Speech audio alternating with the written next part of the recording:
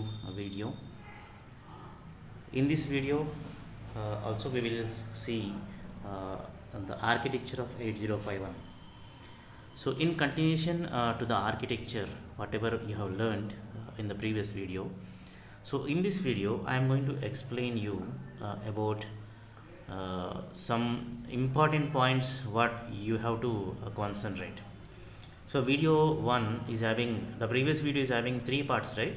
So out of 3 parts you can see the first part handles about the architecture, the diagram whatever that is visible on the screen, it is being explained to you in the first part. Okay, so there we have seen what is each use of each port, latch, ROM, RAM, and then we have seen what is ALU, register A, register B, PSW also in detail we have seen in the part 3, and we have seen PC, data pointer, all those things in the first part, second part and third part. So in the second part, especially this below part, this timing and control circuitry, system interrupts, timers, data bus buffers, so banks, memory banks and everything we have seen in the part 2, and in the part 3 we have seen PSW. So this diagram, as I told you, this is copied from the textbook Ayala. So from the textbook Kenneth J. Ayala, I copied, I followed that particular textbook to explain this architecture.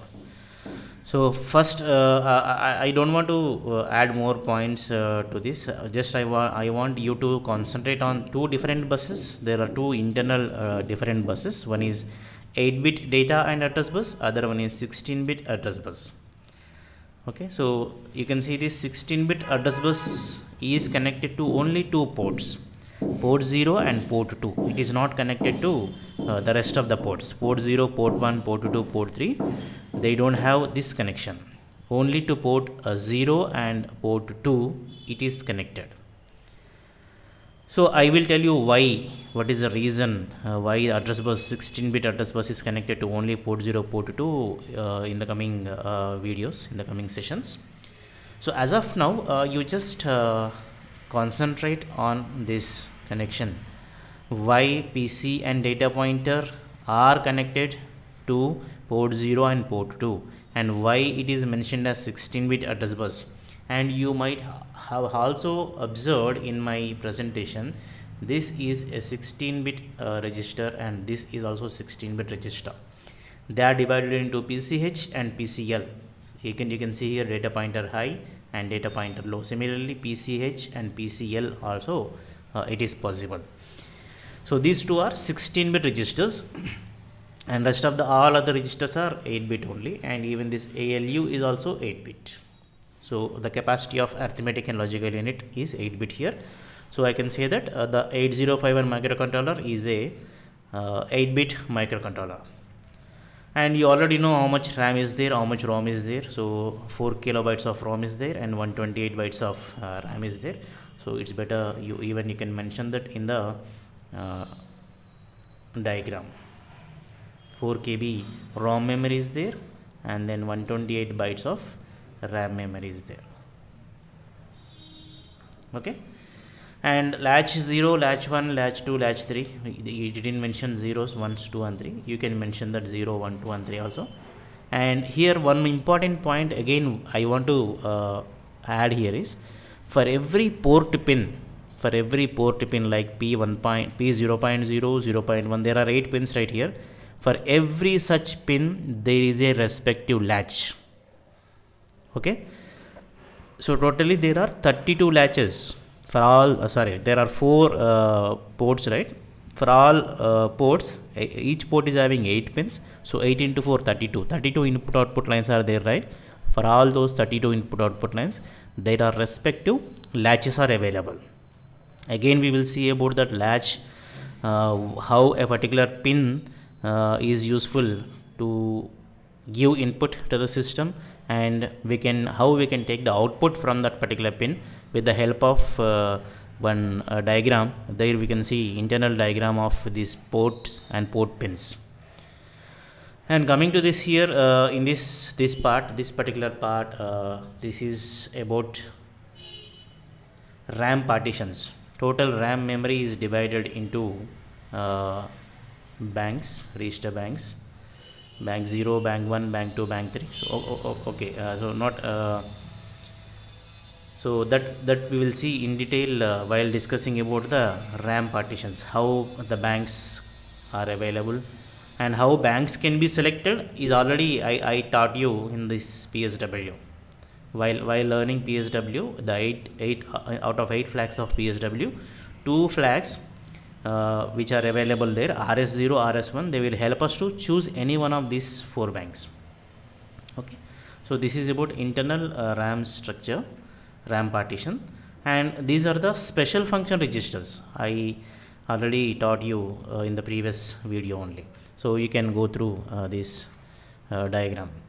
And the rest of the all available pins, which are out of 40 pins, rest of the all available pins which are left are kept here, and they are EA, ALE, PSEN, crystals, and then reset, VCC, ground. So this is the diagram from Kenneth J. Ayala. So as I mentioned, if you go to some other textbook, so if you go to the textbook, the 8051 microcontroller and embedded systems by Majidi and Majidi. So there you can see this is the simple diagram. It is having only a few buses and blocks, but it also gives complete information. So you need not worry about which diagram or which particular diagram I have to follow or which particular diagram I have to draw. The purpose, what you have to concentrate is you have to explain in detail about each block. So if you divided the blocks into many parts, then connect them properly and then explain.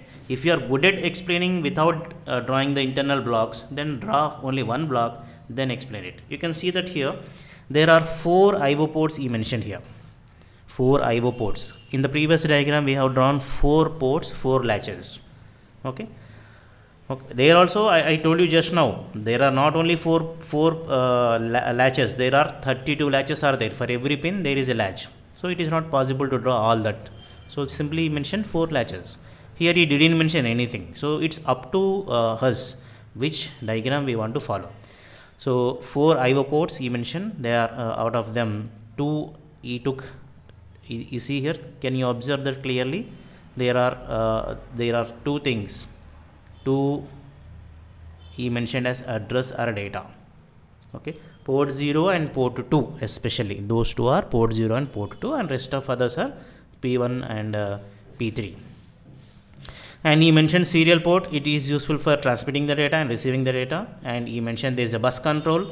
Bus control is available with the help of the bus control only we can do the read write operations from the memory, and the ALU operations can be done with the help of bus control. That we mentioned it as timing and control circuitry there.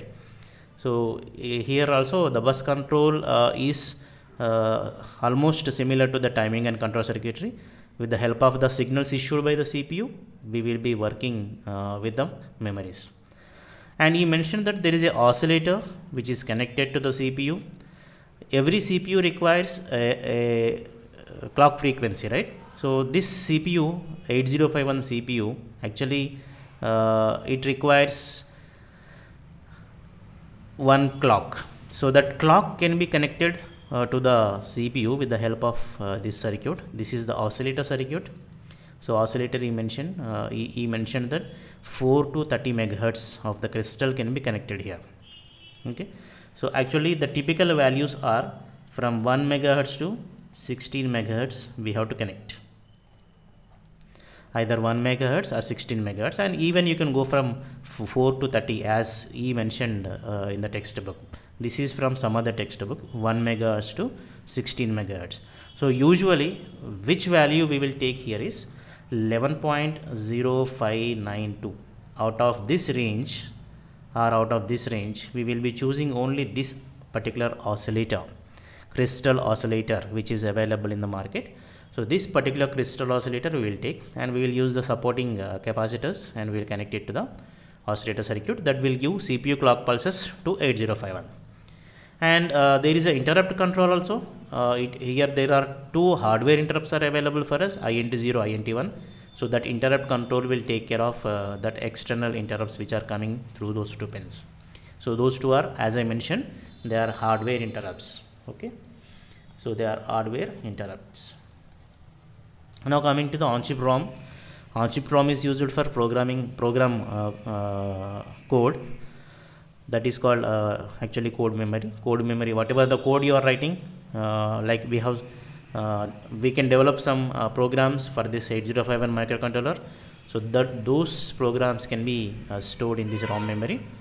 And RAM memory will be, there is also RAM memory, 128 bytes of RAM memory, which will be helping us to, what you can say, access the memory faster. So this is random access memory. I told you already what is ROM versus RAM, secondary versus primary memories in one of my previous videos. Now coming to this last block, timer 0, timer 1 and etc. So why he mentioned etc. here means in some of the versions of 8051, like I have told you, in the extended family of 8051, 8052 is having timer 2 also. So that's why he mentioned etc. here, timer 0, timer 1. So these are the counter inputs. This timer 0, timer 1, they will be helpful for us to work with what you can say, timing and timing related applications, like designing a stopwatch or designing a alarm clock, such kind of timing related applications. There we can count the events with the help of these timers. I will explain you timer programming, interrupt programming and serial port programming in detail in the coming sessions. Now coming to this diagram, you see this is from some other textbook. So here this much is the big diagram he drawn. Okay, here also same thing is there. There is nothing new in this, but the way he divided it into blocks and he connected all of them together, and then he told that this is my architecture which is drawn by that particular person. So why they will change these diagrams from textbook to textbook means in order to avoid the Copywriting Act. So if I want to write a textbook, I can read from a standard textbook, then I can reproduce that material in my own language. So same, if I copy the same diagram, then the Copyright Act will be there. So that's why, that's the reason, I guess, I am not sure. So that's the reason they will be changing the diagrams. Now quickly we will go through this also. There are port 0 drivers, port 2 drivers. Here he clearly mentioned one more point here, port 0 drivers. In the previous diagram we have seen latches. So those latches which are available there, these drivers are same. So in order to access ports, we will be using their respective port drivers.